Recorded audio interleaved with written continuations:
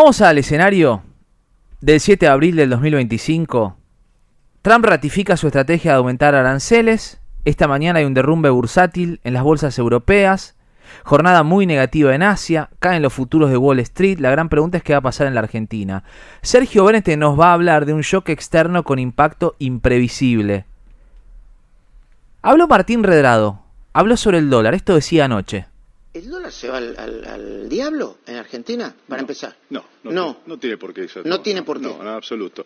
Hoy Argentina tiene cepo cambiario, hay una cantidad de restricciones y dependerá también de las decisiones que se tomen en el marco de la negociación con el Fondo Monetario, pero entiendo que el equipo económico está muy firme en sí comenzar un camino de flexibilizar el cepo, pero no salir de las restricciones que todavía tenemos y por lo tanto el dólar está perfectamente controlado en esos niveles de devaluación que tiene el gobierno. Se está negociando que haya un paquete lo suficientemente fuerte como para devolverle reservas al Banco Central. Recordemos que los fondos que vengan del Banco Mundial van a reemplazar los papelitos de colores que les puso el kirchnerismo, los llamados letras intransferibles, y que ha hecho que el Banco Central esté prácticamente quebrado, por lo tanto va a ir a reforzar aproximadamente en 8 o 10 mil millones, y después hay organismos como el Banco Mundial, el Banco Interamericano de Desarrollo, la Corporación Andina de Fomento, y quizás algún grupo de bancos privados que aporte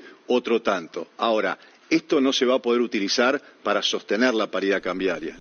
Un shock externo con impacto imprevisible. Ya viene Sergio Bernstein. Si no era Milei, era Massa. Este es Sergio de Tigre. La sociedad ve que mientras tiene problemas para llegar a fin de mes, ve que tiene problemas desde el punto de vista macro la economía, nosotros estamos peleando por ver si votamos 2, 3 veces, 4 veces para ver cómo arreglamos nuestro quilombo. Estamos perdiendo de vista por qué hacemos política, muchachos. El momento del país amerita que no haya ni vanidades, ni egos, ni caprichos.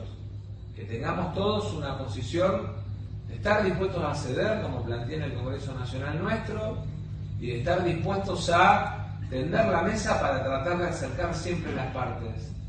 Si nos caemos en la discusión de la táctica electoral y dejamos de representar esperanza, valores, y dejamos de representar un proyecto de país, y solo caemos en el tacticaje de ver cómo defendemos el Consejo Deliberante, cómo defendemos un lugar en la legislatura o un lugar en la lista de diputados nacionales, estamos jodidos. Las medidas de Trump y un shock externo con impacto imprevisible. Sergio Bernstein, lo indispensable esta mañana, ya te estamos escuchando. El concepto de shock externo ustedes lo han escuchado infinidad de veces. En un país relativamente pequeño como lo es la Argentina en la economía global, ¿no? Es un país grande en territorio, con una población muy limitada, una economía chiquita y encima estancada hace muchísimo tiempo, está sometida naturalmente, ¿no?, a los vaivenes de una economía global. Siempre cuando, por ejemplo, sube la tasa de interés de la Reserva Federal, se nos complica el financiamiento, bajan los commodities. Cuando hay una recesión global y nos impactan las exportaciones, bajan los precios de lo que exportamos, siempre estamos sujetos a cambios en el mundo. No podemos vivir aislados del mundo. Se intentó esto, profundizando la decadencia. Uno dice, bueno, si me abro el mundo estoy sujeto a los precios, a los vaivenes, y si me cierro, bueno, es peor aún. Entonces la idea era abrirse con inteligencia, abrirse con recursos, con capacidades, tanto en el sector privado como también en el Estado, ¿no?, para mitigar los impactos de los shocks externos. Eso era lo ideal, la Argentina nunca lo hizo. El presidente Milei venía con un enfoque nuevo, de abrirse al mundo, crecer para afuera, un shock exportador. Bueno, era un plan realmente tentador desde el punto de vista del crecimiento futuro. La Argentina había tan estancada que si crecían las exportaciones agroindustriales, las de energía, la de minería, teníamos una chance de progreso. ¿Qué va a pasar con eso ahora, con un mundo cerrado? Bueno, incógnita, ¿no? ¿Hasta qué punto el plan que tenía el presidente sigue vigente? Bueno, eso dependerá si se trata de un shock transitorio o si vamos a una guerra comercial que puede durar mucho tiempo. No lo sabemos. Incertidumbre respecto del escenario actual. Hay mucha volatilidad, se destruye el valor de las empresas, se destruye el valor de los bonos soberanos. hay una fuga a la calidad, que es hoy el oro, básicamente, caen los Bitcoin, por ejemplo, todos los commodities. Es un escenario muy complejo, muy complejo. Ya hay gente diciendo, cuidado, a estos precios hay que comprar acciones. Y sí, porque han caído tanto que, por ejemplo, uno de los grandes inversores del mundo, Warren Buffett, un nonagenario que es una de las 3, 4 fortunas más importantes de los Estados Unidos, dice, a estos precios yo compro. Ahora, ante la incertidumbre, bueno, Perón decía, ¿no? Hay que desencillar hasta que aclare. No siempre esto es posible. Si podés bajarte del caballo es porque tenés caballo, sabés dónde estás parado, tenés por lo menos la posibilidad de bajarte. Ahora, cuando estás gobernando no te podés bajar del caballo. Estás en el medio de una secuencia. ¿Cómo agarra esta crisis a la Argentina? Y ya veníamos complicados. La volatilidad del tipo de cambio, la incertidumbre respecto de cómo seguía esto, viene de febrero, no es nuevo. Marzo fue el peor mes en venta de reservas. ¿Por qué? Bueno, porque la Argentina postergó demasiado la negociación con el fondo.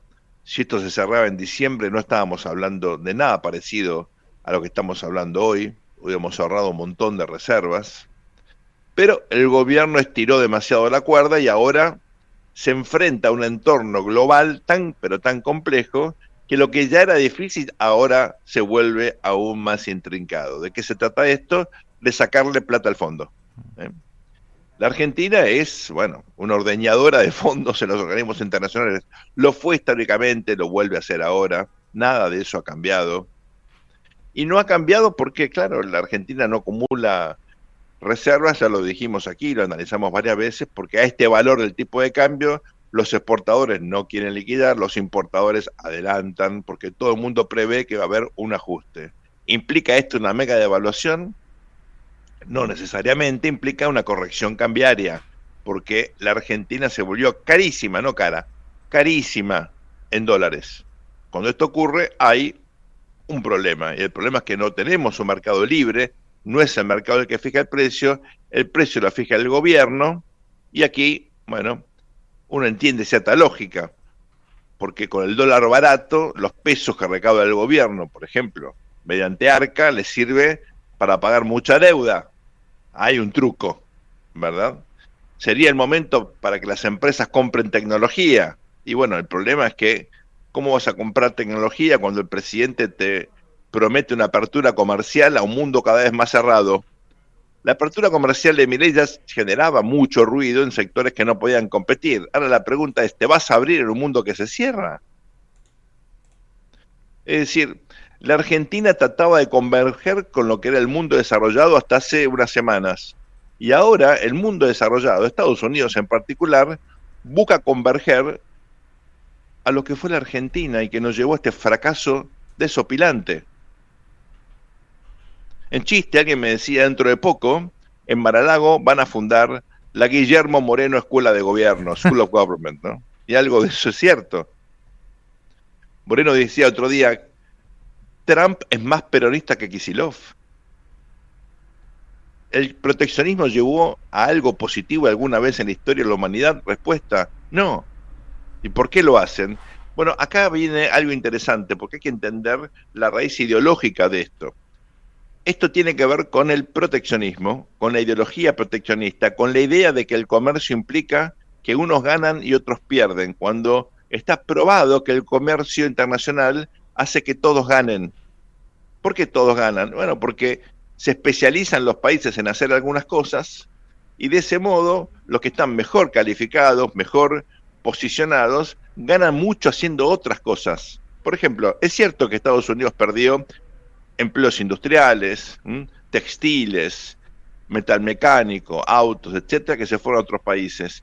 Pero si ustedes se fijan en el panel de empresas más importantes del mundo, todas de nueva tecnología, Apple, Google, Nvidia, etcétera, todas son americanas, todas, y todas representan a la revolución tecnológica. Entonces, sufrir o llorar o hacer política pensando en los empleos industriales que se perdieron hace 40 años sin entender el valor que implica la revolución tecnológica es no comprender cómo funciona el capitalismo. Lo digo por respeto por la investidura presidencial de Donald Trump. En la cancha, cuando te colgás del travesaño, te gritan equipo chico y ustedes saben cómo sigue. Lo que hace Estados Unidos es de equipo chico. Es tenerle miedo a China, no querer competir y suponer que cerrándose va a haber empleos industriales que ya se fueron hace décadas y que si vuelven van a pagar salarios muy malos. Peor aún, son empleos industriales que ya desaparecieron aún en los países del tercer mundo o en desarrollo donde se instalaron estas plantas. Hoy no hay empleo industrial, son todas máquinas, son todas, bueno, algún tipo de automatización o robots que generan ese valor. Es un error garrafal lo que estamos viendo, fruto de la ideología. La ideología siempre fue importante, ahora mucho más, porque el mundo que mira a Trump y sus colaboradores, honestamente, no existe. Es un mundo de fantasía. Ustedes dirán, ¿los imperios se suicidan? Bueno, piensen en Nerón. Lo que estamos viendo es parecido a eso, alguien que está quemando Roma. Ahora, ¿por qué esto es importante para la Argentina? Porque bajan los commodities, baja el petróleo, baja la soja, y porque Milei eligió un aliado en el mundo, y uno solo, y es la persona que está destruyendo el capitalismo moderno. Entonces, la pregunta que uno se hace es, ¿cuándo va a ocurrir que este activo tóxico que se llama Donald Trump contagie al presidente Milei? Es cuestión de tiempo. No es si va a ocurrir, sino cuándo, excepto que Trump pegue un volantazo más temprano que tarde, rectifique el desastre que está haciendo, eche a los colaboradores que lo han llevado a profundizar algo que él siempre pensó. Aquí tienen el problema de los chupamedias que están cerca del poder y le dicen todo que sí a presidentes que se equivocan. Los argentinos tenemos muchas experiencias en ese sentido. Las seguimos teniendo. Entonces, cuidado porque lo que hasta ahora es un impacto económico se vuelve potencialmente un impacto reputacional si Milei no toma distancia. Ahora, una paradoja. Miren, uno siempre cuida a los clientes, ¿no? ¿Qué es más importante como cliente de la Argentina? ¿A quién le vendemos más cosas? ¿A Europa? ¿A Asia? ¿O a Estados Unidos? Ustedes miran la composición del comercio exterior argentino, le vendemos mucho más, por ejemplo, a China y a Brasil que a Estados Unidos. ¿Qué debería hacer la Argentina en un contexto donde se cierran los mercados, Hernán? Cuidar a los clientes. Claro. ¿Qué estamos haciendo? Todo lo contrario. Miren, vence en pocos meses, en 2 meses, el swap con China. Ustedes dirán, estamos negociando el swap con China, porque es plata que está en el Banco Central, sin eso tenemos aún peor. El presidente cuida el vínculo con China. Bueno, es cierto, lo rectificó el año pasado, pero ningún funcionario importante, ni la hermana del presidente, ni el presidente, viajaron a China. ¿Hay alguien en el gobierno negociando el swap con China para renovarlo? No. Y la persona más importante para América Latina de la administración Trump, que es Mauricio Claver Carone, el otro día dijo, si la Argentina quiere el dinero del fondo, bueno, que corte el swap con China. ¿Estamos haciendo algo para el estilo? Y si es así, ¿el dinero del fondo va a compensar el dinero que perdemos? Si efectivamente le tenemos que pagar en este primer tramo $5.000 millones a China. Entonces, veníamos en un mundo complejo, ahora este mundo está mucho más enrevesado, mucho más complicado, y el gobierno, en mi opinión, no toma nota del impacto que esto tiene en la economía real, pero sobre todo reputacionalmente en un presidente Milei que se alió a Nerón. Está hoy buscando fotos con la persona que está incendiando la economía global. Ya hay manifestaciones en los Estados Unidos y en las principales capitales del mundo en contra de Donald Trump. Cuidado con los amigos que uno elige. Cuidado con poner a la Argentina cerca de la persona que más temprano que tarde va a ser identificado como el responsable de generar pobreza, recesión, decadencia en el conjunto de la economía global. Lo dice y lo firma, como siempre hasta ahora, Sergio Berenstein.